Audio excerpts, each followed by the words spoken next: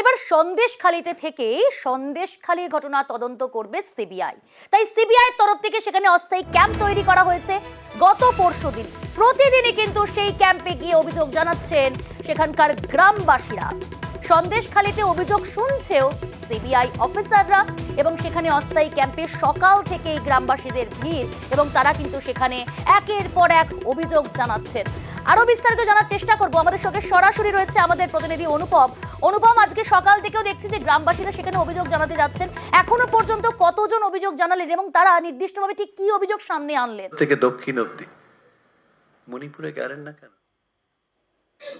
হ্যাঁ, দেখো, এই যে সন্দেশখালীতে গত পরশুদিন থেকে সিবিআই এর ক্যাম্প করেছে এবং সেখানে সন্দেশখালীর প্রত্যন্ত এলাকার মানুষ এসে সেখানে অভিযোগ জানাচ্ছে। তাদের মূলত যে অভিযোগ সেটা হচ্ছে তাদের জমি দখল, তাদের যেসব দোকান আছে সেই সব দোকান জোর করে দখল করে নেওয়া, শ্লীলতাহানি বা ধর্ষণের চেষ্টা সহ বিভিন্ন রকমের অভিযোগ গ্রামবাসীরা এসে সেখানে করছে। গত পরশুদিন থেকেই কিন্তু আমরা দেখেছি যে দলে দলে মানুষ এসে অভিযোগ করছে, গতকালকেও অভিযোগ করেছে এবং আজকে সকাল থেকে কিন্তু রীতিমতো কিন্তু এই অভিযোগ করার জন্য কিন্তু একরকম ভিড় লেগে রয়েছে কিন্তু এই সিবিআই এর এই ক্যাম্পে। আজ সকাল থেকে প্রায় 50-এর বেশি কিন্তু এখনো পর্যন্ত অভিযোগ করা কিন্তু হয়ে গেছে। যে অভিযোগের মধ্যে মূলত সব থেকে বেশি যে অভিযোগটা পড়ছে জমা সেটা কিন্তু জমি দখল, এই চাষের জমি দখল করে মাছের ভেড়ি তৈরি করা, এই অভিযোগটাই কিন্তু সব থেকে বেশি জমা পড়ছে এবং তার সাথে যেটা রয়েছে দোকান দখল, শ্লীলতাহানি এবং হচ্ছে ধর্ষণের চেষ্টা, ধর্ষণ, এরকম একাধিক অভিযোগ কিন্তু সিবিআই এর কাছে করছে। আমরা যেটা সূত্র মারফত জানতে পেরেছি যে এই সন্দেশখালী এলাকার মানুষ সিবিআই এর তরফ থেকে যে ইমেল আইডি খোলা হয়েছিল যেখানে অভিযোগ করতে বলা হয়েছিল সেখানে অনেক সাধারণ গ্রামের মানুষই অভিযোগ করতে পারছিল না।